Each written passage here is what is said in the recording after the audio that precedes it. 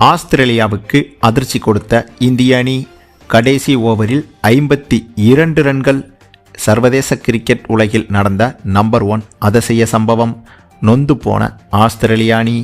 அதாவது இந்திய அணி இப்போது ஆசிய கோப்பை தொடருக்கும் அடுத்ததாக நடக்க இருக்கும் ஆஸ்திரேலிய அணி தொடருக்கும் தயாராகி வருகிறது. ஒரு பக்கம் ஆசிய கோப்பை தொடரை முன்னிட்டு அதற்கான வார்ம் அப் மேட்ச்களில் ஆசிய கோப்பைக்கான இந்திய அணி வீரர்கள் கலந்து விளையாடி வருகின்றனர். மறுபக்கம் இந்த தொடரை முடித்த கையோடு அடுத்ததாக இந்திய அணி ஆஸ்திரேலிய அணிக்கு எதிராக ஒருநாள் தொடரில் பங்கேற்க உள்ளது.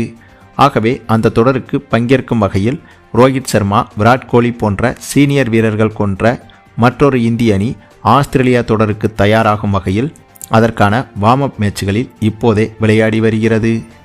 அதிலும் தற்போது ஆசிய கோப்பை தொடருக்கான வார்ம் அப் மேட்ச்களில் இந்திய இளம் வீரர்கள் சூப்பராக விளையாடி வருகின்றனர்.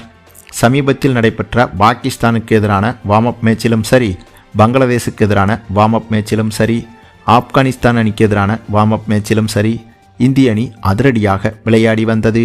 அதிலும் குறிப்பாக இலங்கை அணிக்கு எதிராக இந்த ஆசிய கோப்பை தொடருக்கான வார்ம் அப் மேட்ச்களில் தொடர்ச்சியாக 5 போட்டிகள் வரை விளையாடி இருந்தது இந்திய அணி. அந்த 5 போட்டிகளிலும் இந்திய அணி சூப்பராக விளையாடி அனைத்து போட்டிகளிலும் வெற்றி பெற்று உலக சாதனை விளையாட்டாக விளையாடியிருந்தது. ஏனென்றால் இலங்கை அணிக்கு எதிரான 5 போட்டிகளில் முக்கியமான 2 போட்டிகளை பொறுத்தவரையில் இந்திய அணிக்கு வெற்றி பெறவே முடியாத சூழ்நிலை இருந்தது. அதுவும் 6 பந்துக்கு 42 ரன்கள் எடுத்தால் வெற்றி. அதே போல மற்றொரு மேட்சில் 4 பந்தில் 28 ரன்கள் எடுத்தால் வெற்றி என்ற கடினமான சூழல் இருந்த போதும் இலங்கை அணி செய்த பவுலர்களின் தவறால் அந்தந்த போட்டிகளிலும் கூட இந்திய அணி வெற்றி பெற்றது. அதாவது சரியான நேரத்தில் இலங்கை பவுலர்கள் நோபால் வீச அதையும் சிக்சர்களாக அடித்து வெற்றி பெறவே முடியாத அத்தகைய போட்டிகளிலும் இந்திய அணி வெற்றி பெற்றிருந்தது. இப்போது அதனைத் தொடர்ந்து அதே போல ஒரு சம்பவம் இந்தியா ஆஸ்திரேலியா அணிகளுக்கு எதிரான வார்ம் அப் மேட்சிலும் நடைபெற்றிருக்கிறது. ஆமாங்க, இந்தியா மற்றும் ஆஸ்திரேலியா அணிகளுக்கு இடையே இந்த ஒரு வார்ம் அப் மேட்சில் முதலில் பேட்டிங் செய்த ஆஸ்திரேலிய அணியில் Travis Head, Mitchell Marsh, Cameron Green உள்ளிட்டவர்கள் சூப்பராக விளையாட, அதிலும் குறிப்பாக இதில் டிராவிஸ் ஹெட் மட்டும் தனி ஆளாக 142 ரன்கள் வரை விளாசியிருந்தார். இதனால் 50 ஓவர்கள் முடிவில் 7 விக்கெட் இழப்புக்கு ஆஸ்திரேலிய அணி 378 ரன்கள் வரை எடுத்துவிட்டது. பின்னர் இவ்வளவு பெரிய இலக்கை சேசிங் செய்ய களமிறங்கிய இந்திய அணியில் ஆரம்பம் முதலே ரோஹித் சர்மா, ஜெய்ஸ்வால், சாய் சுதர்சன் உள்ளிட்டவர்கள் சூப்பராக விளையாடி கொடுக்க, ஆனாலும் ஒரு கட்டத்தில் இந்திய அணி தொடர்ச்சியாக சில விக்கெட்டுகளை இழக்க, இதனால் கடைசி நேரத்தில் இந்திய அணி வெற்றி பெறுவதற்கு சாத்தியமே இல்லை என்ற சூழல் உருவானது. ஏனென்றால் கடைசி நேரத்தில் விராட் கோலியும் KL ராகுலும் பேட்டிங் செய்து வந்தனர். அந்த சமயத்தில் 49வது ஓவரின் கடைசி பந்து வீசுவதற்கு முன்பு அடுத்த 7 பந்தில் 52 ரன்கள் எடுத்தால்தான் வெற்றி பெற முடியும் என்ற சூழ்நிலை உருவானது. அதாவது 7 பந்துகளில் 7 சிக்சர்கள் அடித்தாலும் கூட வெறும் 42 ரன்கள் தான் இந்திய அணியால் எடுக்க முடியும். அப்படி இருக்கும்போது 7 பந்துகளில் 52 ரன்கள் என்பது கிரிக்கெட் வரலாற்றில் சாத்தியமே கிடையாதுங்க. அந்த சமயத்தில் அந்த 49வது ஓவரின் கடைசி பந்தை சீன் அபார்ட் என்ற ஆஸ்திரேலியா பவுலர் வீச அந்த பந்து அதிர்ஷ்டவசமாக நோபாலாக மாறியது. அதே சமயம் அந்த நோபாலை விராட் கோலி பவுண்டரியும் அடித்துவிட்டார். அதற்கு பிறகு அந்த நோபாலுக்கு ரீபாலாக போடப்பட்ட 49வது ஓவரின் கடைசி பந்தில் விராட் கோலி சிக்ஸரை அடிக்க, இதனால் அந்த ஒரே பந்தில் 11 ரன்கள் வரை வந்துவிட்டது.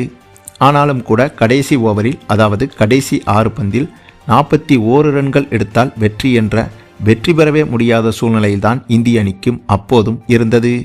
அந்த சமயத்தில் கடைசி ஓவரை ஆஸ்திரேலியா பவுலரான நாதன் எலிஸ் என்பவர் வீச, அந்த ஓவரை எதிர்கொண்ட நம்முடைய KL ராகுல் யாருமே எதிர்பார்க்காத வகையில் அடுத்தடுத்து சிக்சர்களை பறக்கவிட, அதிலும் குறிப்பாக ஆசிய கோப்பை தொடரில் இலங்கை அணிக்கு எதிராக நடைபெற்ற போட்டி போலவே இந்த போட்டியிலும் கடைசி ஓவரை வீசி வந்த ஆஸ்திரேலியா பவுலர் எல்லிஸ் நாதன் என்பவர் போட்டியின் 5வது பந்தை தவறுதலாக நோபாலாக வீசிவிட்டார்.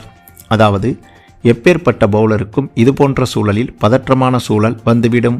அதற்கு காரணம், இந்த கடைசி ஓவரில் இவர் இதற்கு முன்பு வீசிய 4 பந்துகளையும் சிக்ஸருக்கு பறக்கவிட்டதால் வழக்கமாகவே இதுபோன்ற சூழ்நிலைகளில் பவுலர்களுக்கு பதட்டம் என்பது அதிகரித்துவிடும். ஆகவே அதன் காரணமாகவே இந்த கடைசி ஓவரில் ஆஸ்திரேலியா பவுலர் நாதன் எல்லிஸ் என்பவர் இந்த ஓவரின் 5வது பந்தை நோபாலாக வீச அந்த பந்தையும் சிக்ஸருக்கு பறக்கவிட நினைத்த KL ராகுல் பந்தை தூக்கி அடித்தார்.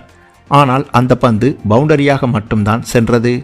ஆனாலும் கூட அந்த ஒரே பந்தில் நோபாலுடன் சேர்த்து பவுண்டரியும் கிடைத்ததால் மொத்தமாக 5 ரன்கள் இந்திய அணிக்கு கிடைத்துவிட்டது. இதனால் கடைசி 2 பந்தில் 2 சிக்ஸர்கள் எடுத்தால் மட்டுமே வெற்றி பெற முடியும் என்ற இன்னும் கடினமான சூழல்தான் இந்திய அணிக்கு இருந்தது. ஆனாலும் கூட ஆசிய கோப்பை தொடரில் எப்படி கடைசி ஓவரில் இலங்கை அணிக்கு எதிராக தொடர்ச்சியாக சிக்ஸர் அடித்து இந்திய அணி வெற்றி பெற்றதோ அதே போல இந்த ஆஸ்திரேலியாவுக்கு எதிரான தொடரிலும் கடைசி 2 பந்திலும் தொடர்ச்சியாக சிக்ஸருக்கு பறக்கவிட்டு இந்திய அணிக்கு இந்த ஒரு திரளான மிரட்டலான வெற்றியை பெற்றுக் கொடுத்தார் KL ராகுல்.